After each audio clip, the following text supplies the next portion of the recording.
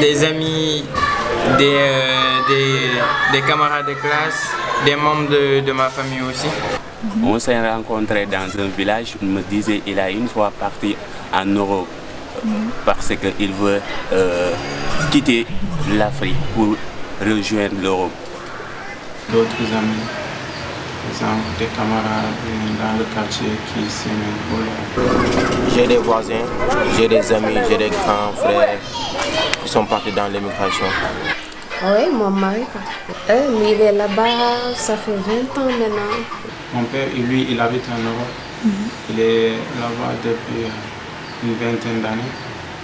Et je connais aussi mon frère, mon grand frère. Actuellement, il est en Espagne. Il est là-bas depuis une dizaine d'années. Donc je connais beaucoup de personnes qui sont parties. Ouais. Certains sont partis, ils ont resté, ils ne sont pas encore de retour. Certains sont partis, ils ne sont pas arrivés. C'est-à-dire ils sont fait, ils les ont refusés. Par la radio, que j'écoute qu'il y a des émigrés qui passent par le mer pour aller en Europe. Mais j'entends que des fois on a eu des morts. Il y a d'autres qui ont pu arriver là-bas et on les refuse revenir parce qu'ils n'ont pas de papiers légaux. Ça, des fois que j'entends il y a 20 morts, 10 morts, 15. Là, je ne suis pas tellement content avec ça. I recently spent some time working in Senegal, West Africa. I was intrigued to find out more about the country I'd heard so much about, and yet knew nothing about. Whilst doing research, I came across some very disturbing comments and video depicting migrants crossing the Mediterranean. I didn't have to look for them, they were just there, voted the best comments under these videos. So my question is, what is the difference between these people and myself and thousands of other Europeans who moved to a different country in search of better employment and quality of life?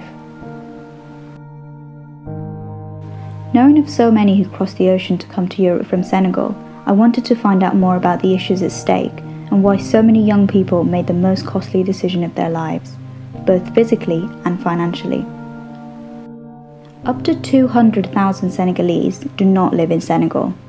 The dispersed population is so high, the government has actually dedicated some members of parliament to the representation of its diaspora population. Most live in France, Spain and Italy, due to language and access to the country. Currently, the preferred route is through Morocco and leads directly to Spain, where numbers of Senegalese immigrants are on the rise. In a survey by the OECD, 57% of 15 to 24-year-olds would like to leave their country and search for work. I spoke to some young people to delve more into the subject to find out why so many young people want to leave.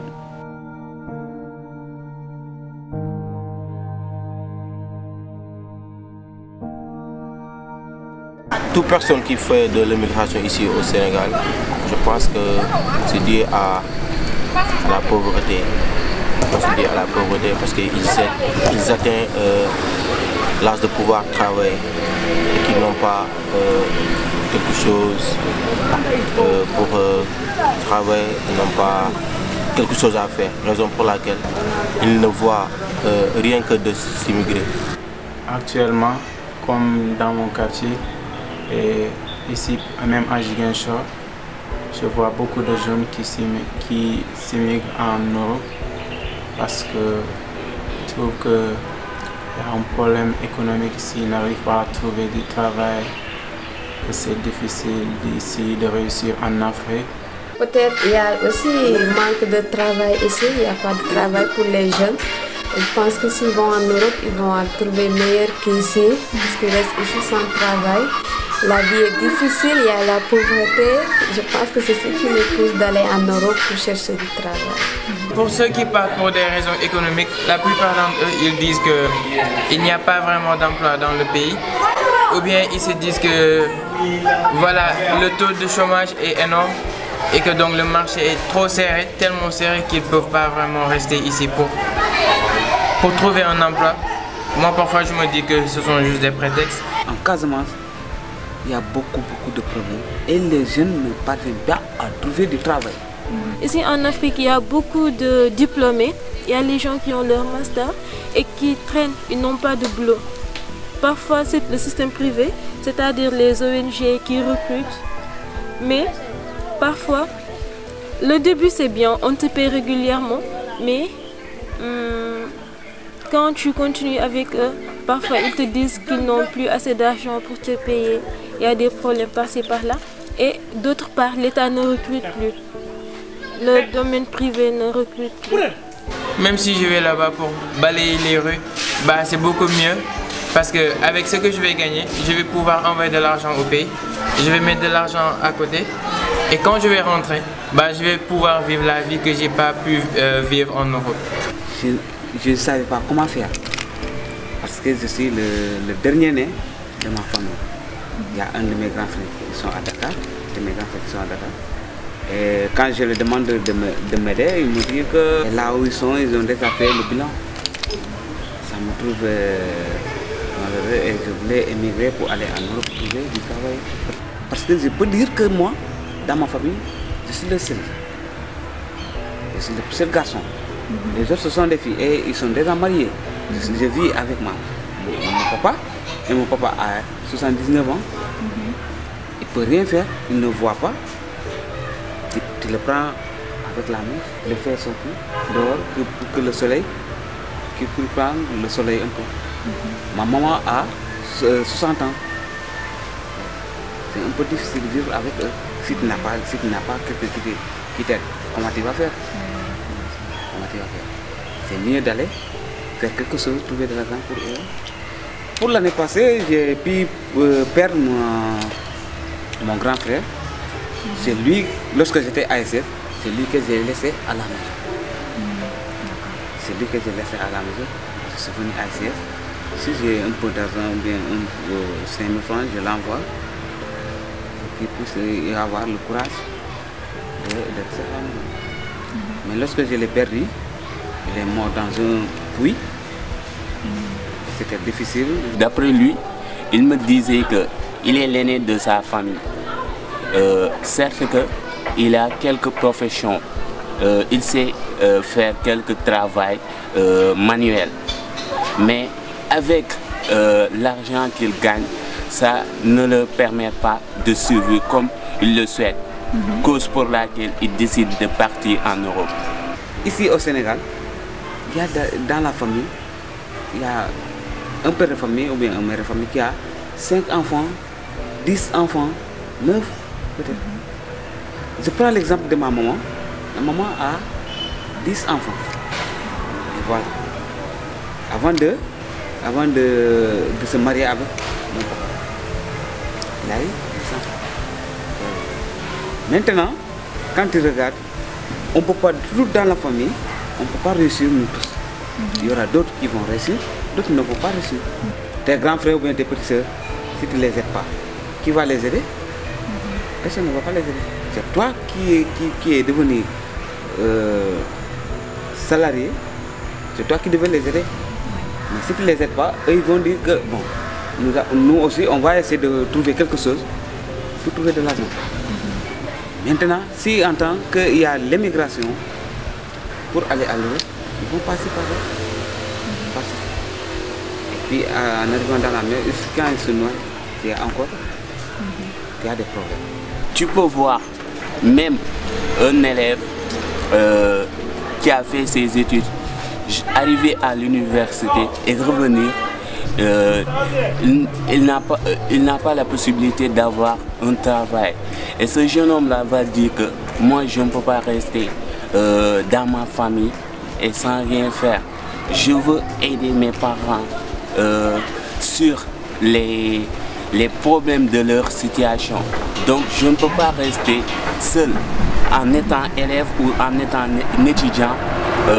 Donc à ce moment-là, j'ai la possibilité de faire quelque chose pour ma famille, mais jusqu'à présent, je n'ai pas eu le travail. Donc ça, c'est un phénomène qui pousse les gens d'aller en Europe. Aussi pour aider leur famille, Parce que tous ces gens qui partent, ils ne partent pas dans le plein grain. Ils partent parce que la situation dans la famille c'est un peu difficile. Tu vois la maman, elle va toujours au marché, le papa, bon, soit il est retraité ou bien il n'a pas assez de... Il n'a pas un travail qui est totalement fondé. C'est-à-dire, il travaille aujourd'hui, hier il ne travaille pas, ils ne sont pas bien payés. Là, tu es dans ces situations. Toi, en tant que fils aîné, c'est un peu difficile de voir la famille, ça touche au cœur. Quand on regarde la télévision, on voit que l'Europe est tellement beau. L'Europe est tellement belle. Quand il y a les papiers, si tu arrives en Europe, il y a les papiers légaux. Mais qu'est-ce qu'ils vont te dire? Que celui-là, c'est un vrai citoyen. Et on peut te trouver du travail. Mais si tu n'as pas les papiers, qui va te chercher du travail? Il n'y aura pas de travail. Et si tu restes là-bas, tes parents vont considérer que tu es en train de travailler, ils vont se baser sur toi. Et bon, tu ne parviens même pas à avoir 1000 francs. On entend le terrorisme. Si tu arrives là, si tu n'as pas les papiers légaux, comment ils vont te considérer comme un terroriste? Tu as vu? Ça tout, c'est pas bon. C'est mieux de rester ici, comme le disent les gens, les politiciens, ils le disent. Je pense qu'il y a plus de perspectives de développement, les conditions de vie sont meilleures. Ici en Afrique, certes, voilà, nous sommes ouverts aux autres pays, on est moderne, mais c'est difficile, les conditions de vie sont parfois difficiles dans certaines parties, dans certains contrées. Et voilà, on n'a pas assez d'argent, par exemple. Et puis d'autres aussi, quand ils voient leurs camarades qui partent en Europe, et dans 2 ou 3 années, ils reviennent et ils construisent beaucoup et de grandes maisons, ils aident leur mère, leur père, les familles. Ils se demandent pourquoi pas moi. Par exemple, si je pars dans 2 ou 3 années, je peux revenir et faire quelque chose de pareil. Je pense que tout est facile en Europe et que c'est difficile ici en Afrique. Comme vous savez, ici en Afrique, il paraît qu'en Europe c'est meilleur qu'ici en Afrique. Je pense que c'est les raisons pour lesquelles il est là. Throughout my conversations, 2 of them stood out for me because of their focus on education. I spoke to Michelle and Fatou, 2 young students at the University of Ziguinchor. Je m'appelle Fatou Ndiaye, je suis étudiante à l'Université Assane Seck de Ziguinchor. Je suis en master et je suis la géographie. Et pour ceux qui partent pour des raisons, disons, pour les études, bah, ils se disent qu'ils y vont parce qu'ils pourront, par exemple, avoir un niveau d'études beaucoup plus élevé. Ils se disent aussi qu'ils ont tout ce qu'il leur faudra là-bas pour étudier. Et parfois, c'est vrai parce qu'on n'a pas tous les moyens ici. C'est vrai qu'on a quand même un bon système éducatif. Mais quand même, on a quand même un manque à combler. On est carrément en retard par rapport aux autres écoles, aux autres systèmes éducatifs. Là-bas, ils sont libres de choisir ce qu'ils veulent faire à l'université. Ici, on n'a pas vraiment ce choix. Soit on part dans le privé, et si c'est le public, bah, y a des critères. Parfois, les critères ne sont pas respectés, et donc ce sont des problèmes. Et ça les pousse quand même à partir étudier à l'étranger. Une fois arrivé en Europe, tu peux en même temps continuer tes études et travailler. Mais ici, c'est un peu difficile. Quand tu le fais, par exemple, c'est en doctorat. En doctorat, tu auras assez de temps pour combiner les deux, et le travail et les études. Mais en licence ou bien en master, c'est trop difficile parce que l'étudiant n'a pas assez de temps pour son travail personnel. C'est pourquoi la plupart des étudiants font tout pour aller en Angleterre, dans les pays développés ou bien au Maroc, Tunisie, comme ça. Je pense qu'il faudra encore investir beaucoup plus sur le domaine de l'éducation. Quand même que les jeunes sentent qu'ils ont tous les moyens à leur disposition pour pouvoir s'en sortir. Et ça part des matériels à l'école jusqu'à par exemple les matériels à la maison. Étudiant, c'est pas juste être en classe et travailler tout le temps. Nous, dans nos universités publiques, c'est un peu ça le problème. Parce que tu es là de 8h à 19h, de 8h à 19h. Tu n'as pas vraiment le temps de rentrer chez toi, faire les recherches et tout. Et tu as tellement de choses à faire. À la limite, tu as l'impression que être étudiant, c'est juste le cadre de l'université, quoi. C'est fini. Alors que moi, je me dis que c'est plus orienté vers la recherche. Être étudiant, c'est quand même être un chercheur. Et d'autre part aussi, essayer de revoir le politique. C'est-à-dire, si tel étudiant veut étudier ceci, est-ce que je ne vais pas l'orienter là-bas plutôt que de me baser sur les notes que l'étudiant a eues durant l'examen. Essayer de faciliter aussi l'accès à l'éducation ou bien à la formation aussi, comme pour les métiers et tout, parce que tout le monde ne peut pas réussir à l'école. C'est même pas une logique. Il y en a qui sont devenus riches sans pour autant être passés par l'école. Ce que je veux le plus, c'est aller en Angleterre ou bien au Canada. Mais Maroc, c'est un début. Tu sais, c'est trop difficile de quitter l'Afrique et de partir directement au Canada ou bien en Angleterre. Il y a des pays escales, comme par exemple le Maroc. Et maintenant, une fois arrivé au Maroc, je ferai aussi des prescriptions, des demandes de bourse pour accéder à l'étranger, dans les pays européens ou bien américains. Parce qu'ici, avec le système LMD, c'est un peu long, je dirais. Parce que, par exemple, en master, si je commence à faire mes travaux personnels, c'est-à-dire essayer de faire mes recherches pour le mémoire, pour la soutenance du mémoire, parfois certains profs te font traîner. Ils ne corrigent pas régulièrement tes productions. Tu peux te dire que tu es géographe et tu fais beaucoup de matière.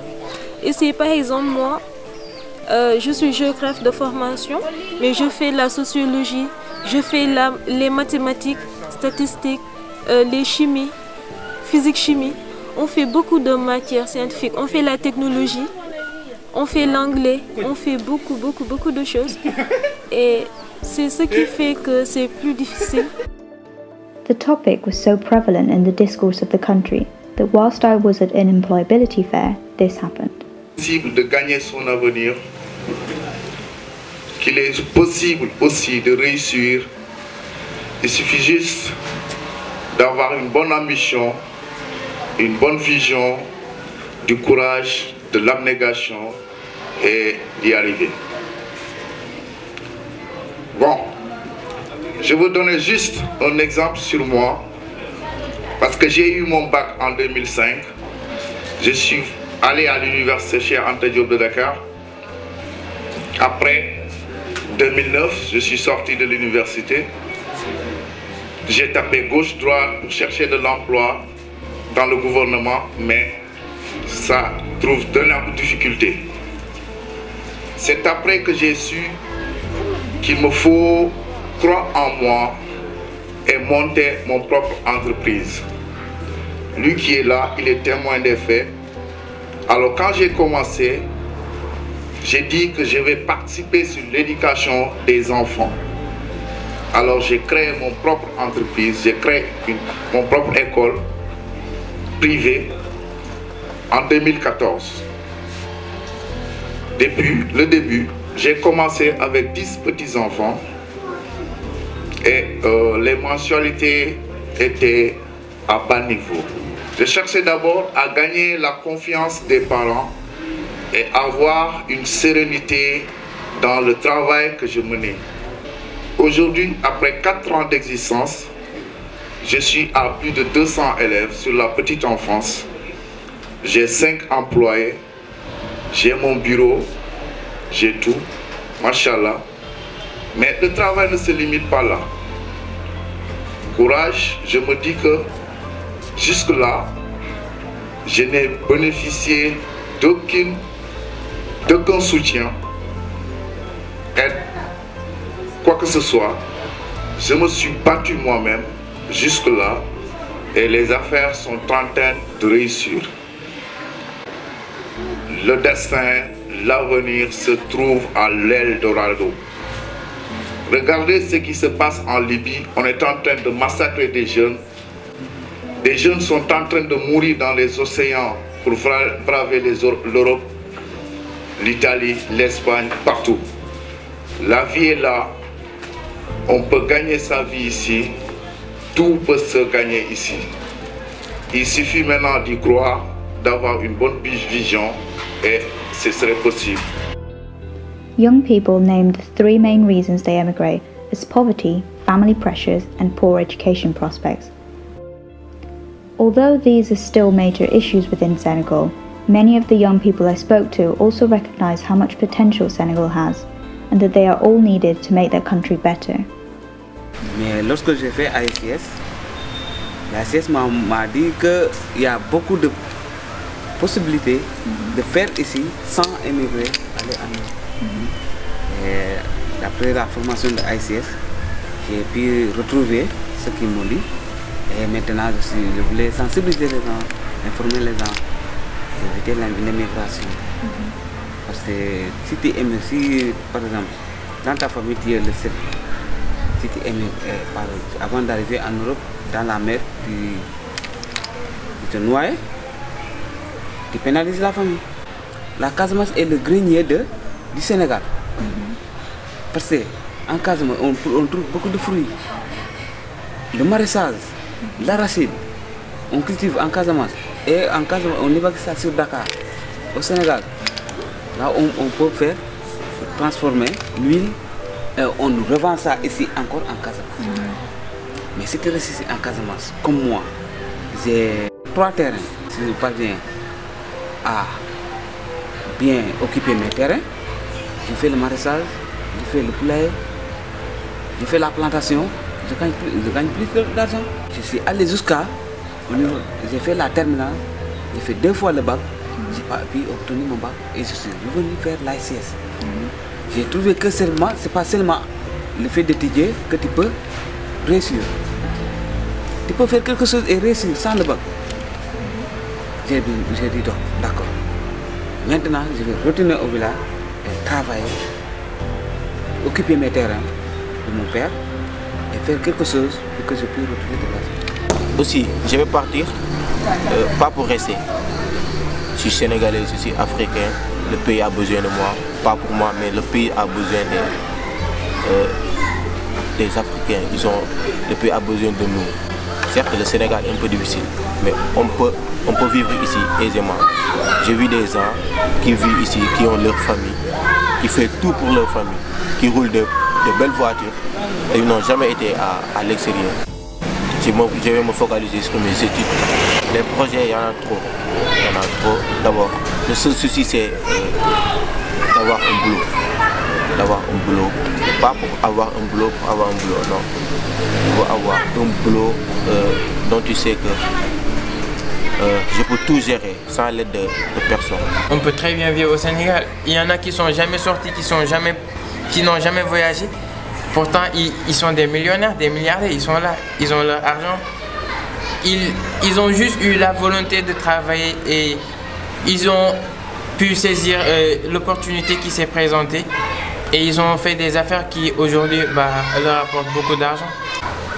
Je me dis que quelque part il y a un peu ce manque de volonté de la part de ces diplômés. Parfois il ne faut pas se dire ok, moi j'ai un diplôme en littérature donc forcément je vais travailler dans le domaine de la littérature. On peut essayer quand même de voir qu'est-ce que je peux faire avec mon diplôme. Est-ce que je ne peux pas travailler dans un autre secteur ou bien est-ce qu'à travers moi, les compétences que j'ai, je ne peux pas créer quelque chose qui va m'apporter de l'argent? Et maintenant, je pense que les gens commencent aussi à avoir cette mentalité parce qu'on voit beaucoup de startups qui naissent et qui quand même qui génèrent de l'argent.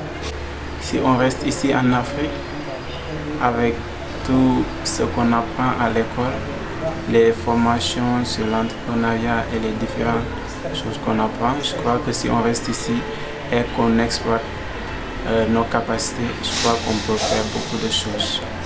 Il y a des organisations ici et des associations qui sont prêtes à financer les projets si le projet que tu as écrit est rentable. Donc je crois que si on reste ici, on peut réussir. Mais d'une part aussi, je crois que c'est un avantage parce que si tu pars en Europe déjà, voilà. Je ne sais pas ce qui se passe là-bas, mais quand je vois des gens qui réussissent facilement là-bas, je me dis voilà, pourquoi pas moi. j'aimerais avoir mon propre cabinet, avoir mon laboratoire, essayer de travailler sur les quantités de pluie, faire certains calculs, certaines statistiques en matière de l'eau, surtout ceux des océans, ou bien surtout celui du bassin de la Casamance. I asked everyone if they wanted to make the trip to Europe, as many of their peers had, and this is how they responded. Déjà, moi, je suis une personne qui adore vraiment voyager. Déjà, on rencontre de nouvelles cultures, de nouvelles personnes. On apprend beaucoup plus sur les gens, sur la culture et tout. Donc, je pense que la réponse est évidente. Bien sûr que j'aimerais aller. Et d'ailleurs, je pense qu'on a un proverbe en Afrique. C'est genre, un jeune qui a voyagé, qui a découvert le monde, il a beaucoup plus de bagages que le vieux qui a vécu par exemple 100 ans mais qui n'a jamais quitté le village. Donc c'est ça. On ne peut pas rester là, enfermé dans son pays et se dire ok, j'ai ça, ça me suffit, je ne vais pas voyager. Je pense que c'est s'enfermer quand même. Et on est dans une période où il faut vraiment être ouvert, quoi. Je voulais même découvrir l'Europe. Mais si je voulais découvrir l'Europe, je ne voulais pas passer par l'immigration. Moi, non, je ne pense pas. Parce que quand je dois partir à l'étranger, je vais partir dans des situations confortables. Je ne vais pas m'immigrer. Je ne prends jamais la mer pour aller à l'étranger. Jamais, au plus grand jamais. Mais si j'ai une chance de pouvoir partir, si j'ai une prescription, je vais partir. Mais moi, je ne veux pas partir à l'immigrer. Non, non, non. Parce que c'est risqué, quoi, je vois. C'est risqué. Et si j'ai un bon travail ici, je suis bien payé, je suis bien aisé, je ne pense même pas aller à l'étranger. Pourquoi faire? Oui, j'aimerais bien partir en Europe dans le futur, mais pas comme les jeunes d'aujourd'hui le font. Par exemple, prendre les bateaux. Voilà, ça c'est trop risqué. Ça n'a même pas traversé ma tête.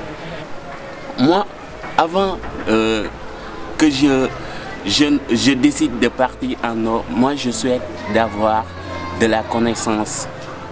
Parce que aujourd'hui, si tu décides de partir en Europe sans un emploi, arriver là-bas, je peux me dire que tu vas souffrir là-bas.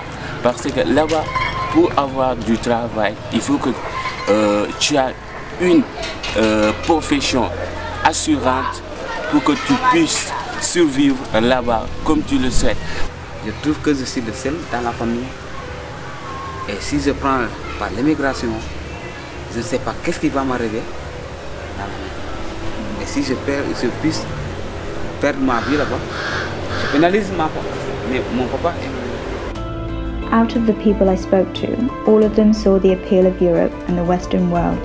But they also acknowledged that they would only want to leave their country if they had all their papers in order. They did not want to tempt fate and cross the Mediterranean as so many had done. However, there are still thousands of young people who do every year in search of something better.